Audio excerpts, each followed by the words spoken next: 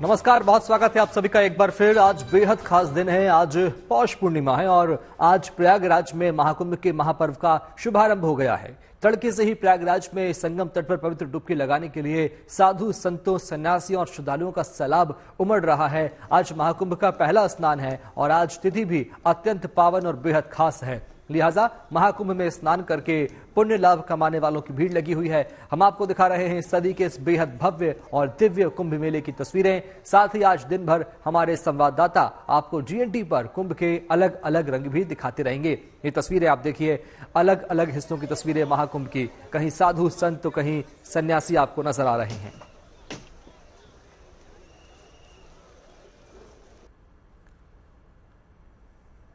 और इस महाकुंभ में शामिल होने के लिए दुनिया भर से संत महंत यहां पहुंच रहे हैं। हर संत की कुछ अलग बात है, हर संत का कुछ अलग अंदाज है। इसमें नागा बाबाओं का खास स्थान है। यहां अनाज बाबा है तो चाबी वाले बाबा भी हैं, थार वाले बाबा भी हैं। इसके साथ साथ लंबी जटाओं वाले बाबा भी यहां कुंभ में पहुंचे हैं। एक बाबा तो ऑक्सीजन सपोर्ट पर महाकुंभ में आए हैं। कद में छोटे बाबा भी आए हैं तो बालक बाबा भी आकर्षण का केंद्र बने हुए हैं। तिरंगा बाबा अपने साथ तिरंगा लेकर चल रहे हैं, भक्तों के बीच मुलाकात कर रहे हैं। एक दानी बाबा भी हैं। इस महाकुंभ में अपनी ई रिक्शा से भी एक संत पहुंचे हैं जिनका जीवन ही ई रिक्शा है। साइकिल और घुड़सवार बाबा भी यहाँ सबका ध्यान आकर्षित कर रहे हैं। रुद्राक्ष बाबा संकल्प सिद्धि के लिए सिर पर 2200 से ज्यादा रुद्राक्ष की मालाओं वाला मुकुट पहनते हैं। पर्यावरण के प्रति लोगों को जागरूक किया जा सके, इसके लिए पर्यावरण बाबा ने महाकुंभ के दौरान 51,000 फलदार पौधे बांटने का संकल्प लिया है।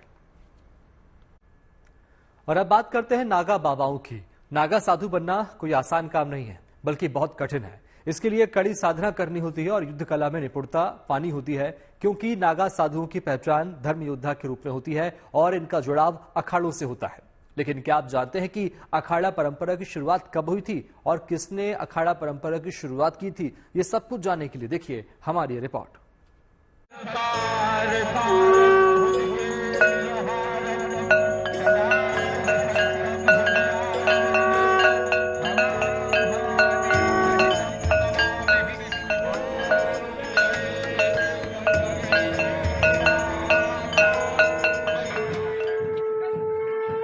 दुनिया के सबसे बड़े मेले के लिए प्रयागराज में साधु संतों का जमावड़ा लगा हुआ है।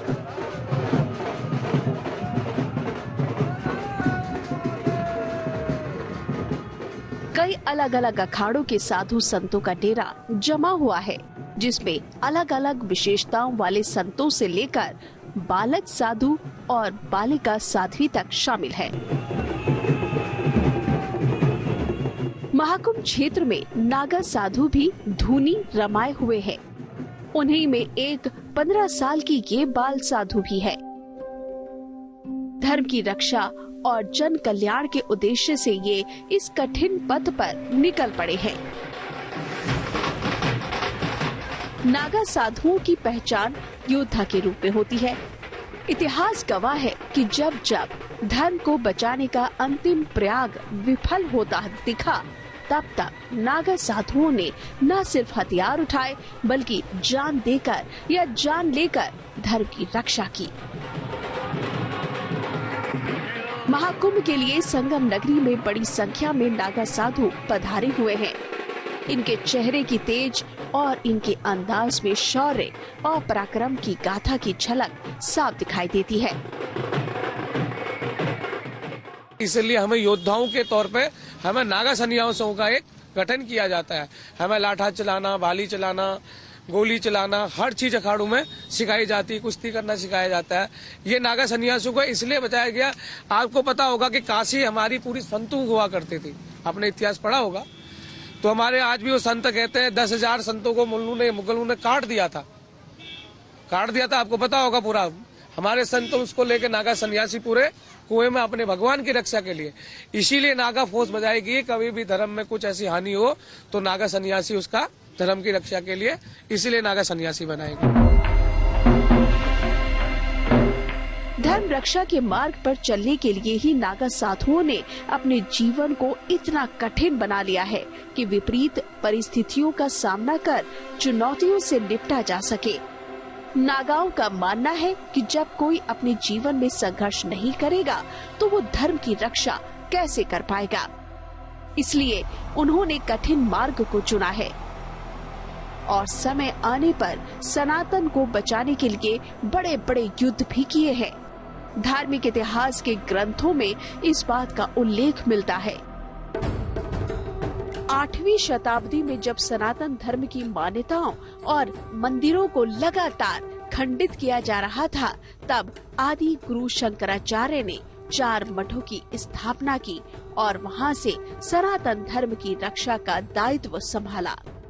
उस समय ही आदि गुरु शंकराचार्य को ये लगा कि सनातन परंपराओं की रक्षा के लिए सिर्फ शास्त्र ही नहीं बल्कि शस्त्र भी जरूरी है। तब उन्होंने अखाड़ा परंपरा शुरू की, जिसमें धर्म की रक्षा के लिए मर मिटने वाले सन्यासियों ने प्रशिक्षण लेना शुरू किया। नागा साधु उन्हीं अखाड़ों के धर्म रक्षक माने जाते हैं। आदि गुरु शंकराचार्य जी ने जब ये संन्यास पंथ की ज्योतिर्लिंगों की स्थापना की, उसी में 4 मठ निकाले, 4 मठों की स्थापना की। तो 4 मठों की स्थापना करके उसमें एक मठ में से हमारा पूरी मठ, हमारे जो सन्यासों का अपना मठ है। नागा साधु बनने की प्रक्रिया अत्यंत गुप्त और कठिन होती है। रात के सन्नाटे में जब चारों ओर गहरी शांति होती है, उस समय साधुओं की दीक्षा दी जाती है। दीक्षा का ये कार्यक्रम आधी रात को 2 से 2:30 बजे के बीच शुरू होता है और लगातार 48 घंटे तक चलता है। इस दौरान बाहरी दुनिया से कोई संपर्क नहीं होता और गुप्त नियमों का पालन करना होता है। नागा साधु बनने के लिए सबसे बड़ी चुनौती मन पर नियंत्रण और काम से मुक्ति पाना है। नागा दीक्षा के दौरान 2 तरह के नागा साधु तैयार होते हैं, एक दिगंबर नागा साधु और दूसरे श्री दिगंबर नागा साधु। दिगंबर नागा साधु एक लंगोट धारण करने के अलावा और कोई वस्त्र नहीं पहनते, जबकि श्री दिगंबर की दीक्षा लेने वाले साधु बिना किसी वस्त्र के रहते हैं। कोई वस्त्र न पहनने के चलते शिव भक्त नागा साधु दिगंबरी भी कहलाते हैं, यानी जिनके लिए आकाश ही वस्त्र हो। तो ऐसे भोलेनाथ ऐसे ही बैठे थे, दिगंबर स्वरूप में गए, देखा तो जब जा रही थी अर्थी भगवान के पास, अर्थी तक पहुँचे तो भगवान ने देखा यार ये राम नाम सत्य, यहाँ तक तो कह रहे थे, अभी जला दिया, इसको यहाँ रख दिया। इसके बाद जब वापिस जा रहे राम नाम सत्य, तो कह ही नहीं रहे कोई। जब सत्य ये था, इसको जला दिया, उसके बाद असत्य को मान रहे, सत्य को नहीं स्वीकार रहे। तो महादेव ने कहते हैं कि शमशान में अपना डेरा डाल के महाशमशान वासी बने महादेव, शमशान की राख अपने ऊपर लगा के। आपको पता होगा महाकाल में भगवान को चिता की भस्मी चढ़ती थी, चढ़ती है नहीं चढ़ती है, भगवान को भस्मी चढ़ती है। वही भस्मी जो भगवान शंकर ने चढ़ाई, शंकर के दूध भी तो रहे होंगे, तो इसीलिए हम अपने आप को शंकर के गण मानते हैं, शंकर के समीप रहते हैं। दिगंबर स्वरूप भगवान के साक्षात उनके गणों के रूप में हम उनके साथ विराजमान रहते हैं।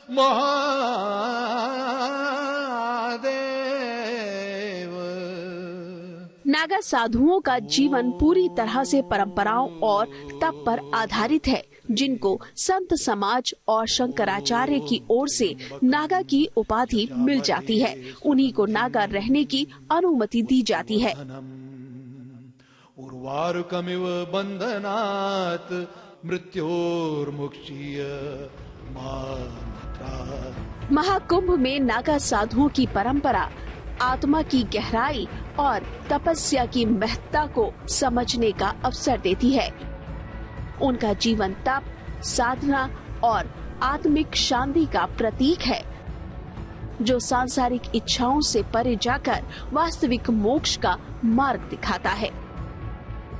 प्रयागराज के महाकुंभ क्षेत्र से कुमार अभिषेक के साथ bureau report, good news today.